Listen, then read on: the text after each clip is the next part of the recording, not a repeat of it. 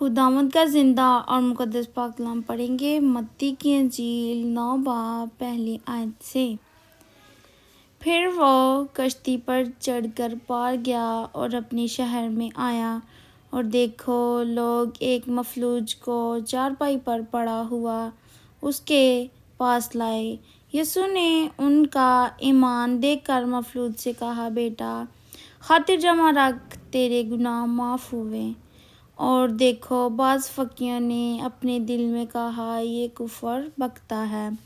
یسوع نے ان کے خیال معلوم کر کے کہا کہ تم کیوں اپنے دلوں میں برے خیال لاتے ہو؟ آسان کیا ہے، یہ کہنا کہ تیرے گناہ معاف ہوئے، یا یہ کہنا کہ اٹھ اور چل پھر؟ لیکن اس لیے کہ تم جان لو کہ ابن آدم کو زمین پر گناہ معاف کرنے کا اختیار ہے۔ اس نے مفلوج سے کہا، اٹھ، اپنی چارپائی اٹھا اور اپنے گھر چلا جا۔ وہ اٹھ کر اپنے گھر چلا گیا۔ لوگ یہ دیکھ کر ڈر گئے اور خدا کی تمجید کرنے لگے جس نے آدمیوں کو ایسا اختیار بخشا۔ یسوع نے وہاں سے آگے بڑھ کر متی نام ایک شخص کو محصول کی چوکی پر بیٹھے دیکھا اور اسے کہا، میرے پیچھے ہو لے۔ وہ اٹھ کر اس کے پیچھے ہو لیا، اور جب وہ گھر میں کھانا کھانے بیٹھا تھا تو ایسا ہوا کہ بہت سے محصول لینے والے اور گناہ گار آ کر یسوع اور اس کے شاگردوں کے ساتھ کھانا کھانے بیٹھے۔ فریسیوں نے یہ دیکھ کر اس کے شاگردوں سے کہا، تمہارا استاد محصول لینے والوں اور گناہ گاروں کے ساتھ کیوں کھاتا ہے؟ اس نے یہ سن کر کہا کہ تندرستوں کو طبیب درکار نہیں بلکہ بیماروں کو، مگر تم جا کر اس کے معنی دریافت کرو کہ میں قربانی نہیں بلکہ رحم پسند کرتا ہوں، کیونکہ میں راستہ بازوں کو نہیں بلکہ گناہ گاروں کو بلانے آیا ہوں۔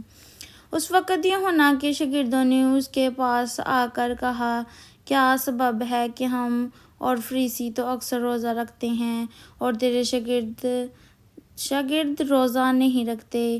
یسوع نے ان سے کہا، کیا باراتی جب تک دولہا ان کے ساتھ ہے ماتم کر سکتے ہیں؟ مگر وہ دن آئیں گے کہ دولہا ان سے جدا کیا جائے گا، اس وقت وہ روزہ رکھیں گے۔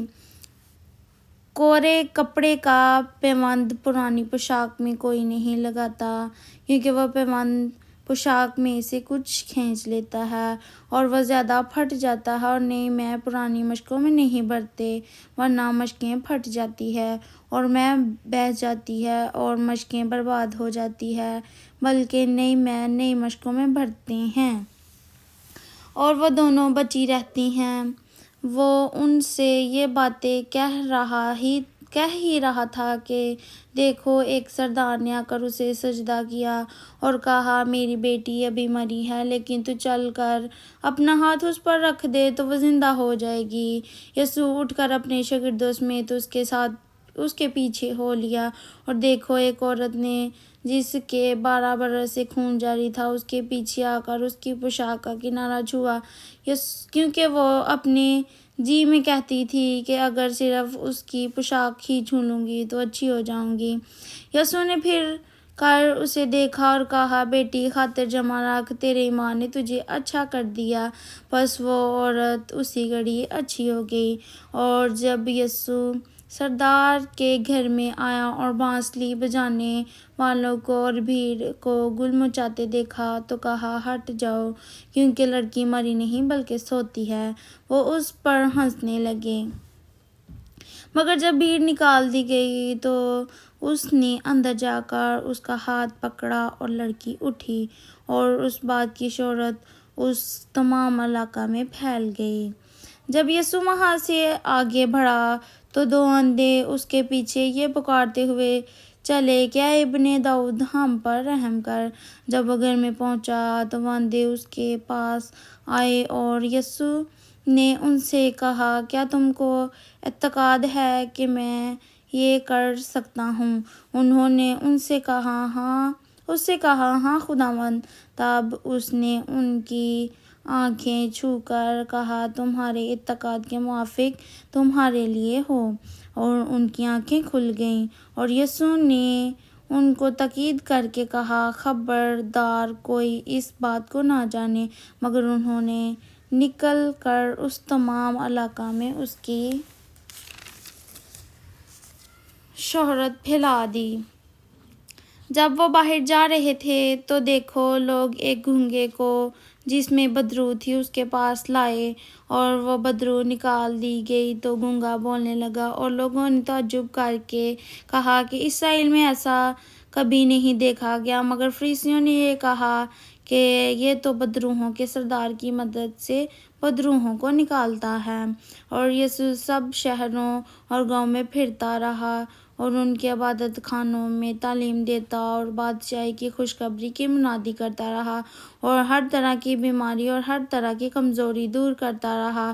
اور جب اس نے بھیڑ کو دیکھا تو اس کو لوگوں پر ترس آیا، کیونکہ وہ ان بھیڑوں کی مانند جن کا چرواہا نہ ہو، خستہ حال اور پراگندہ تھے۔